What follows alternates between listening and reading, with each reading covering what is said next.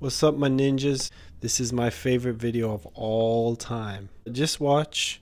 I'll explain to you why I think this is a very special piece of film, martial arts history. Let's get into it. We start off here with Bruce in a blindfold doing Chi Sao with one of his students, James Yim Lee. Chi Sao is a kind of sensitivity training from Wing Chun called sticking palms. So basically you press your weight against the opponent and use your wrists to try and trap and lean into different positions where you can take advantage. Oh, like that right there. He tripped him. You see, even blindfolded, Bruce Lee has the sensitivity to understand spatial awareness and body mechanics. Yip Man compared Chi Sao to bamboo, which is flexible, but as we know, when it hits, it hurts. It also comes from a Taoist saying where a blade of grass is very weak, but it's also in its flexibility that it has its strength because it will never break. As always, gracious in both victory and defeat. I just wanted to include this picture of Bruce training Chi Sao with Yip Man. Here we have the famous two-finger push-up. Basically just Bruce showing off his amazing strength. So basically the story behind this footage is that Bruce Lee went to the 1967 Long Beach International Karate Championships. This was the second event he attended. The first time was 1964, where he showed off his Wing Chun and Jun Fan Gong Fu. But Bruce was still relatively unknown by the martial arts community at this time. Basically, this is the premiere of Jeet Kune Do, which is his style. It's a predecessor of modern mixed martial arts, and at this time kickboxing as we know it didn't exist, and mixing different styles of martial arts really hadn't started. And here you would meet Chuck Norris, you would meet the kickboxer Joe Louis, who went on to become great champions as we know, and they would become his students based off this showing.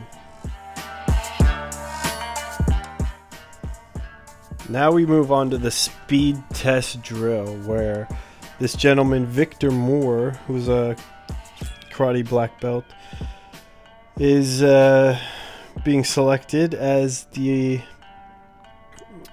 so-called victim of this kind of demonstration, which he was meant to block this strike attempt. He only had 2 chances, and he was pretty salty that later he would go on to complain he was unprepared and that Bruce Lee cheated and so on and so forth. But anyway, we're moving on now to the famous 1-inch punch demonstration. So first we have a karate style punch to show the difference. Bruce using a very interesting style of using the force.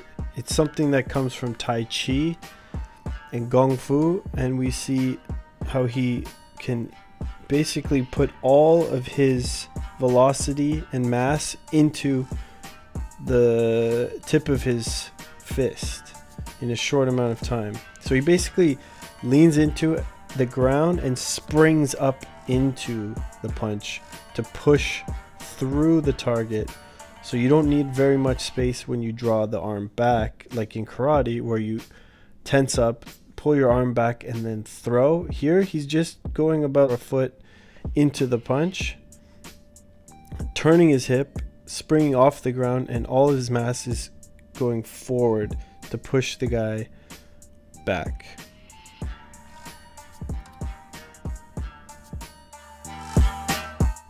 Now we see the 1-inch punch.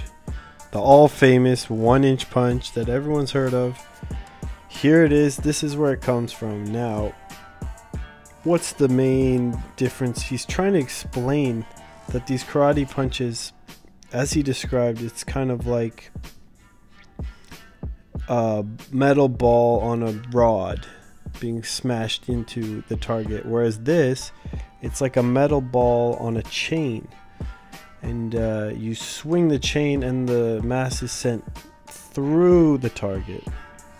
And finally, we have my favorite part, the reason why this video is so amazing. It's seeing Bruce Lee in live sparring.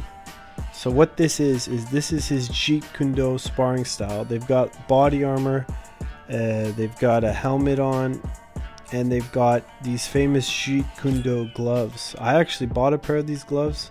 I'm gonna do a review of these later. He's sparring his top student Dan Inosanto, and what we have is full contact sparring. Basically, this is unlike anything anyone had seen before. It's MMA. This is at a point karate fighting tournament. So what these people are witnessing here is very unique. It's very advanced and far ahead of its time. And Bruce Lee, we've never seen him fight. We've seen him in the movies, but this is as close to seeing how he really would move against a live opponent. And as we can see here, he really is proficient in almost everything that he does. Every movement is efficient, it's fast, it's to the target. Something we would see later with people like that punch right there. It's quite an intercepting, like Jeet Kune Do means the way of the intercepting fist. That's exactly what we saw there. Now he brings in James Yim Lee again, and he's taking his special stance here.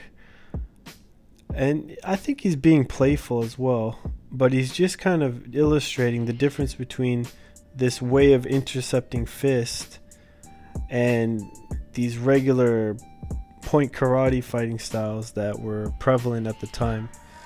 I can see why Chuck Norris and Joe Louis would have been so impressed, as well as basically anyone there. They're seeing this for the first time.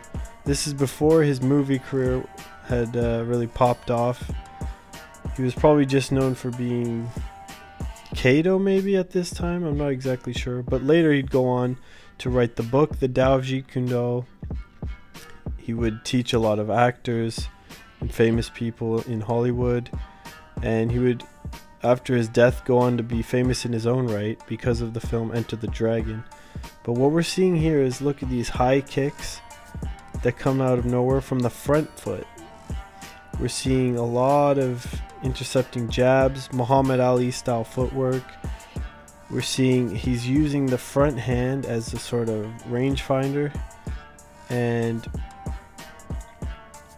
he has a kind of lackadaisical sort of style, which I feel is unique just to him.